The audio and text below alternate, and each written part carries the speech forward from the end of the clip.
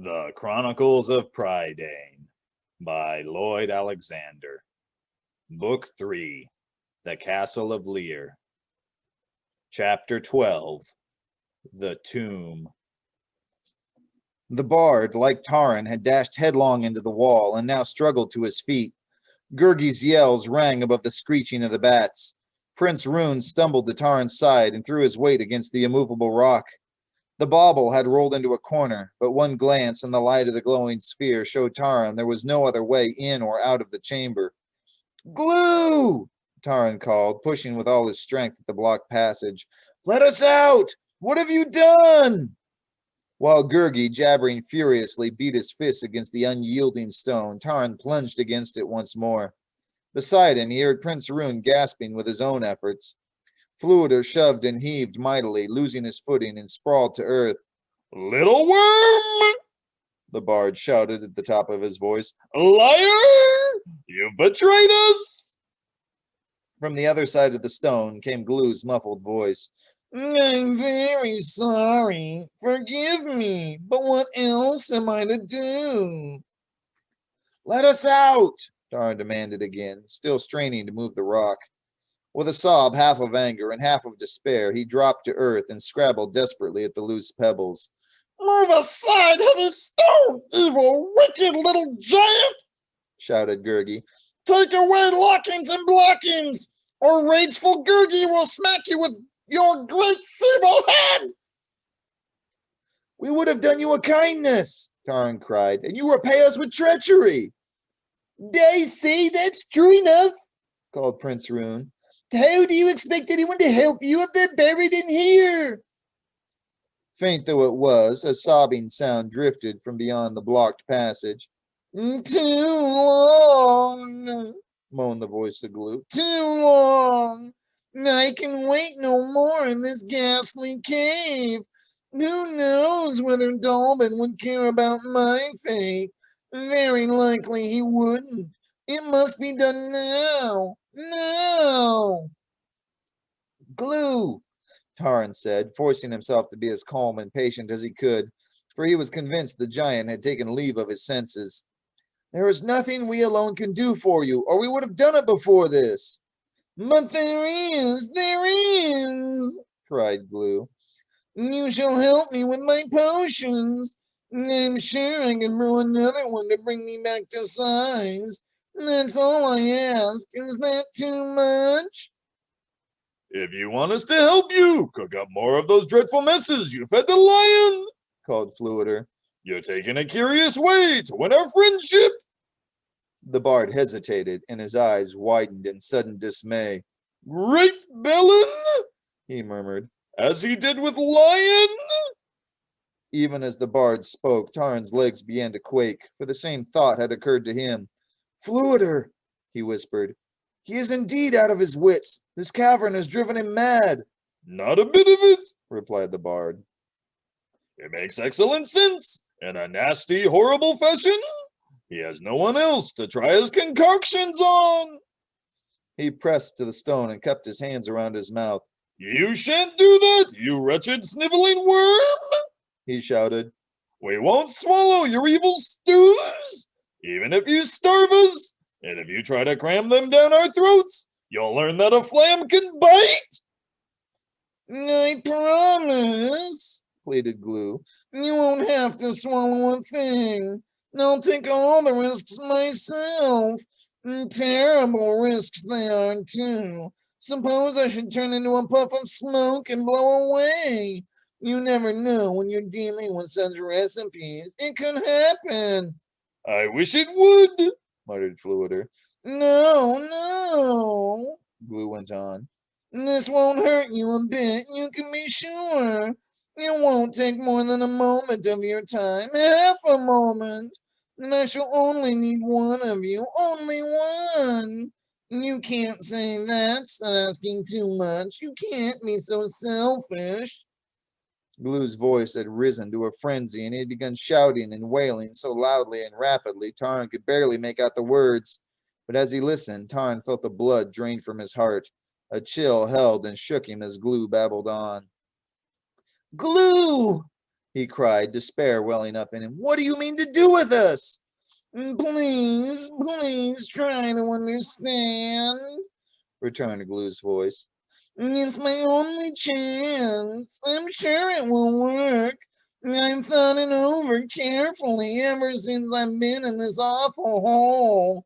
I know I can brew the right potion. I have all I need. Except one thing, one tiny little ingredient. It won't hurt you a bit. You won't feel a thing. I swear it to you. Tarn gasped in horror. You mean to kill one of us? There was a long silence. Finally, Glue's voice reached the companions again. It sounded as though Glue's feelings had been hurt. You make it sound so raw. Great villain! Shouted Fluider. Let me get my hands on your scrawny neck, and I'll make you sound raw! There was another silence.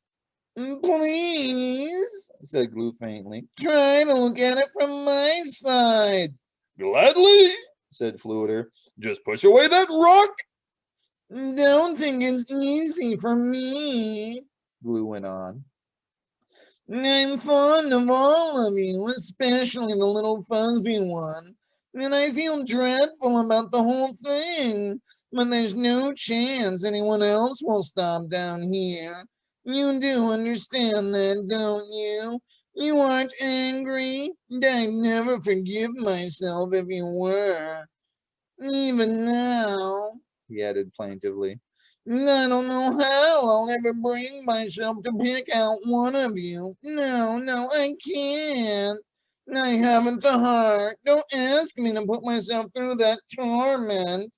No, you shall decide among you. That will be best all around. Believe me, Glue continued. It will be worse for me than for you, but I'll shut my eyes so I won't see which one of you it is.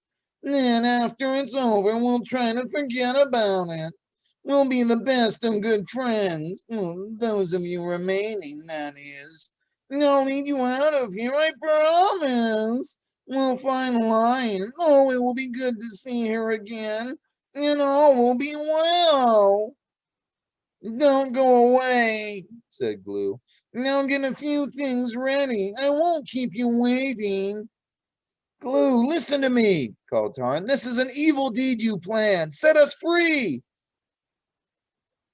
No answer came.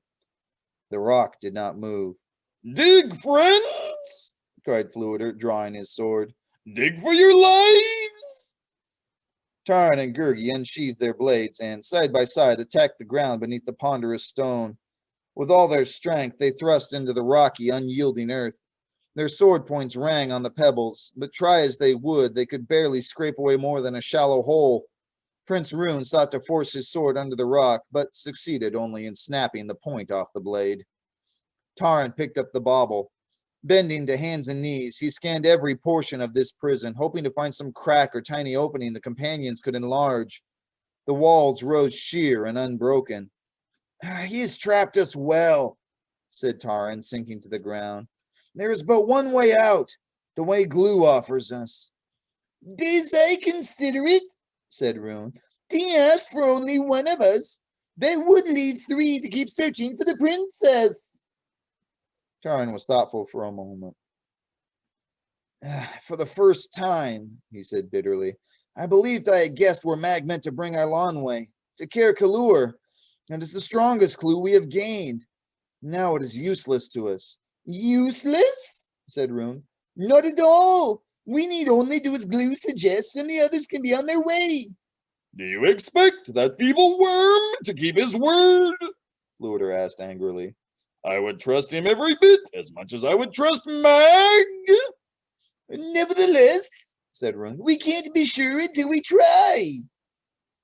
The companions fell silent at the Prince of Mona's words. Gurgi, who had crouched on the earth and wrapped his woolly arms around his knees, stared wretchedly at Tarn.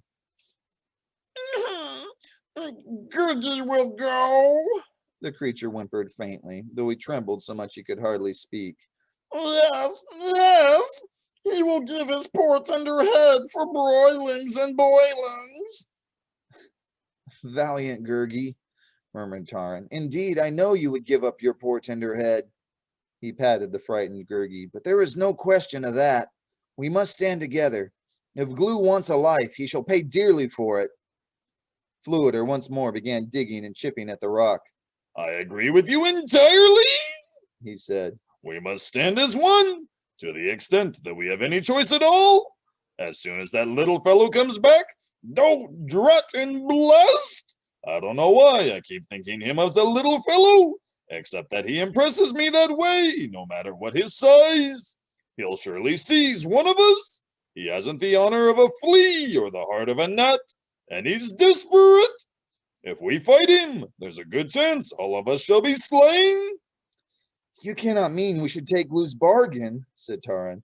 Certainly not, replied Fluider.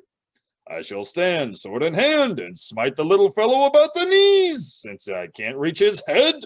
I only mean to point out the risks. As far as his ridiculous idea of having us choose among ourselves is concerned, I don't think it even worth a thought. They do, said Prince Rune. Taran turned in surprise to Rune, not fully understanding his words. The Prince of Mona grinned at him most shyly. It's the only thing that will satisfy Glue, said Rune. Then for that, I think it's a very cheap bargain. No life can be so cheaply held, Taran began. I'm afraid you're wrong, answered Rune. He smiled and shook his head. I've thought a great deal about this since we've been in the cavern, and there's no sense in not facing facts. I don't see that I've been of any help whatever. On the contrary, I've brought nothing but ill luck. Not that I meant to, but it seems to be that's the way of it with me.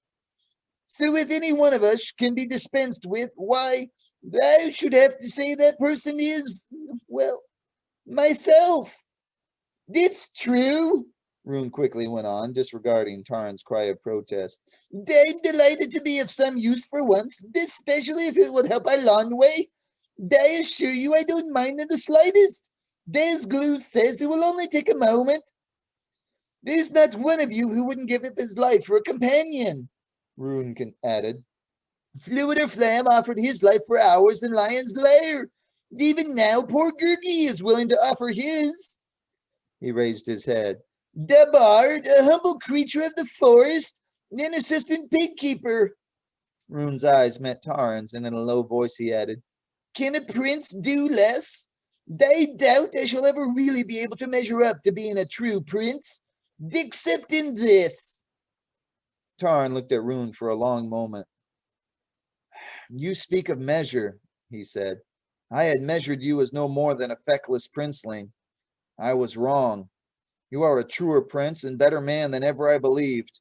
But this sacrifice is not yours to make. You know my oath to your father. Prince Rune grinned again. Indeed, the heavy oath, he said. Very well, I shall lift it from you. I say, he added, it's astonishing, but I wonder what became of all the bats.